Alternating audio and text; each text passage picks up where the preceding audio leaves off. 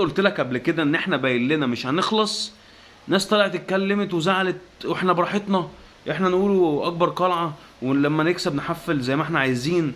لكن ايه يعني، ما انت بتقول اعظم نادي في الكون وبتاع. هكلمك كله بالتفصيل. السلام عليكم ورحمه الله وبركاته. مساء الخير عليكم جميعا اخواتي في كل مكان، يا رب تكونوا بخير. واحب ابدا كلامي طبعا بصلاه الحبيب المصطفى صلى الله عليه وسلم. يا ريت تصلوا علينا في الكومنتات قبل ما ابدا اي كلام. مش عايزين ننسى الدعاء لاخواتنا في فلسطين، ربنا ينصرهم ويرفع رايه الاسلام والمسلمين ويرحم امواتهم وامواتنا اجمعين. واتمنى منكم الدعاء لجدي ان ربنا يرحمه ويتولاه ويتغمده بكامل رحمته، ويجعل قبره روضة من رياض الجنة، ويسكنه مع النبيين والصديقين والشهداء وحسن أولئك رفيقا. فضلا منك وليس أمرا إنك تدعي لجدي إن ربنا يرحمه ويسكنه فسيح جناته. بسم الله الرحمن الرحيم. طبعا أول حاجة مفاجأة في الأهلي. كابتن محمد رمضان من ساعة ما دخل جدران النادي الأهلي وفي حاجات كتيرة وحتمية ورسمية بقت بتحصل. هتقول لي يا عم ايه زي ايه؟ كابتن محمد رمضان من ساعة ما جه النادي الأهلي وفي قرارات صارمة بتتاخد داخل جدران النادي الأهلي، وأهمهم هذا القرار اللي هدليه عليك. وعايزك تقول لي انت رأيك في الكومنتات. هل ده حاجة كويسة وهل دي حاجة مفيدة؟ انا شايفها من وجهة نظري ان هي حاجة مفيدة قطعا جدا للنادي الاهلي، وهتخلي اللعيبة مش تاكل النجيلة. ده ممكن تلحس النجيلة لحس، مع احترامي لكل اللاعبين طبعا، بس انا بتكلم على توابع هذا القرار. توابع هذا القرار هيخلي اللعيبة دي تعمل كده. هتقول لي ايه يا عم هو القرار عقود اللاعبين، هيتم تعديل عقود اللاعبين، وده لسه قرار بيتدرس وبيتم مناقشته في الوقت الحالي. تعديل عقود اللاعبين على الطريقة الأوروبية. واحد يقول لي ايه يا عم الطريقة الأوروبية دي؟ هو احنا اي حاجة نهبده خلاص نعمله زي الناس دي؟ ما انت اعرف ايه هو القرار، واعرف هل القرار ده هيكون مفيد للعيبة وللنادي الأهلي ولا لا. طبعا احنا بنشوفه في الفترة الأخيرة ان اللعيبة بتخش لها، بنشوف في الفترة الأخيرة إن اللعيبة أول ما بتفوز ببطولات وبتعمل بإنجازات متتالية أو بتعمل انتصارات متتالية بيجي عندهم بعض من التشبع. تقول لي تشبع؟ أيوه. أنت مش بتلاحظ ده في الملعب؟ تحس إن اللعيبة أنا خلاص أنا بكسب كل حاجة، أنا بكسب أي حد، أنا مفيش فرقة تقدر عليا. فبيخش الإحساس عندهم التشبع، يعني أنا مفيش حد يقدر عليا، فبنزل استهتار ورعونة شديدة. فبص في الآخر توابعها في الآخر الخسارة ونتائج مزريه ومخزيه. تمام. احنا بنقدر نعدل قوام الفرقه تاني، وبنقدر الفرقه تقف على رجلها تاني. بس انا بكلمك ان توابع الفوز المتتالي بيخلي اللعيبه تحصل عندها بعض التشبع، فبتيجي تبص تلاقي اللعيبه عندها بعض الاهتزازات في المستوى ان انا محدش يقدر عليا والكلام ده. فتوابع القرار ده هتخلي الكلام ده ينتهي تماما. هتقولي ليه؟ هقول لك ليه. ايه هي العقود الاوروبيه؟ يقول لك العقود الاوروبيه لما بيجي يعملوا عقود اللاعبين بيدوها 50% من عقدك. يعني انت بتستلم، انت يعني ماكسيمم مثلا عقدك 1000 جنيه، بتاخد 500، وال500 التانية بتاخدها بطريقة ما. ايه هي الطريقة اللي بتاخد فيها بيها ال50% التانية؟ هقول لك. النص الاول انت بتاخد زي ما بقول لك العقد بتاعك، نصف العقد بتاعك بتاخد 500، وال500 التانية بتوزعها على نظام البونص. تقول لي بونص واحنا بنحقق تارجت؟ هو بالظبط انت بتحقق تارجتك البطولات، تارجتك المشاركات، تارجتك مش عارفه ايه. فاحنا مش، لا يا عم احنا مش شغالين في شركه، ده احنا لعيبه كوره. هم لعيبه كوره ومش شغالين في شركه. بس الكلام ده هيخلي عندهم حافز، هيخلي عندهم اللعيبه لا يابا ده في كتمنص الفلوس هتخصم مني، مرتبي اخر الشهر هيتشال ويتحسب عليا، فانا لازم ادي 100% في الملعب عشان اقدر انفذ، عشان اقدر اشارك، عشان احقق نسبه مشاركه.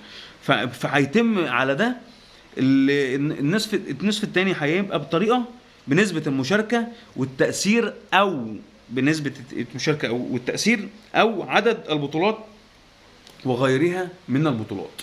ده بند بيتم دراسته في الوقت الحالي وبحث تطبيقه في الفتره المقبله.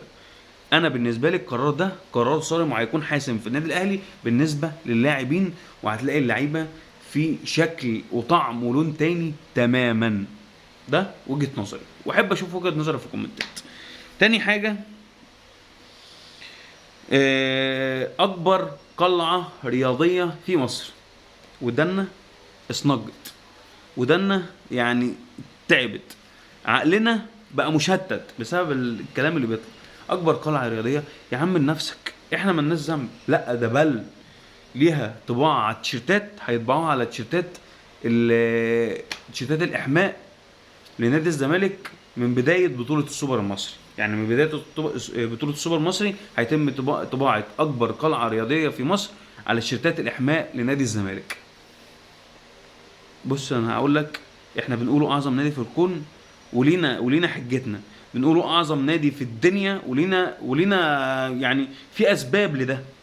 اسباب ان احنا بنلعب في كاس العالم للانديه. يعني عد كم بطوله كاس العالم للانديه احنا مشاركين فيها، 9 تقريبا، ومحققين فيها 4 برونزيات. ده البند التاني 12 بطوله افريقيه داخل جدران النادي الاهلي. بطوله افريقيه ايه، مش قاريه، بطوله دوري ابطال افريقيا فقط. عد بقى بطولات قاريه، عد مش عارفه ايه. فانا بنافس مين؟ انا بنافس ريال مدريد على عدد البطولات. انا مش بنافس ريال، مش هقول لك انا بنافسه ند بند وبتاع، لا انا بنافسه على عدد البطولات. بنافس مين؟ ريال مدريد على عدد البطولات. انت متخيل؟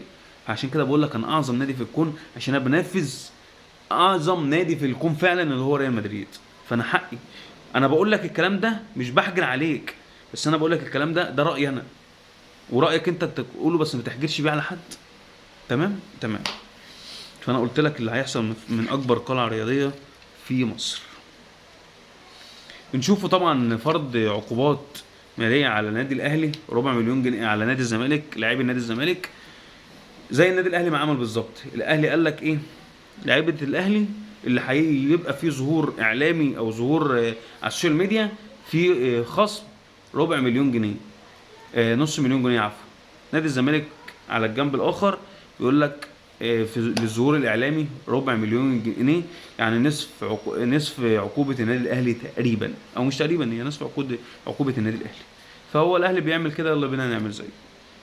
هو قرار طبعا جريء وقرار قوي من اداره نادي الزمالك، لكن انا مش زي ما الاهلي بيعمل انا اعمل زيه وخلاص.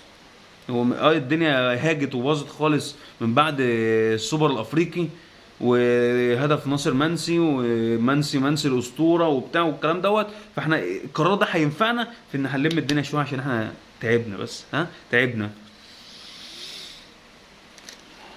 لاعب من النادي الاهلي في احد الانديه الكبرى، او في الدوري، او في احد الفرق في الدوريات الخمس الكبرى. هتقول لي مين يا عم؟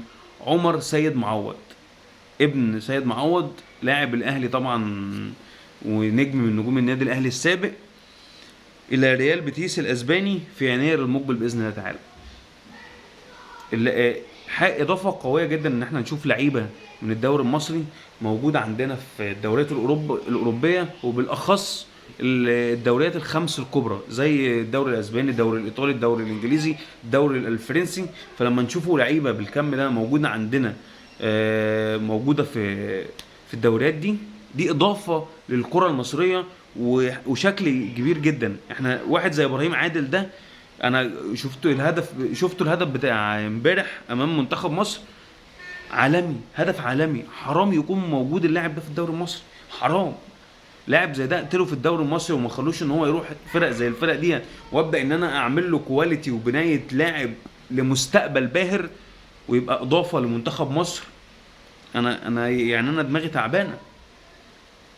فنتمنى نشوف لعيبه اكبر واكتر من كده في الدوريات الخارجيه، عشان نقدر نعمل منتخب مصر يليق بنا. سلام.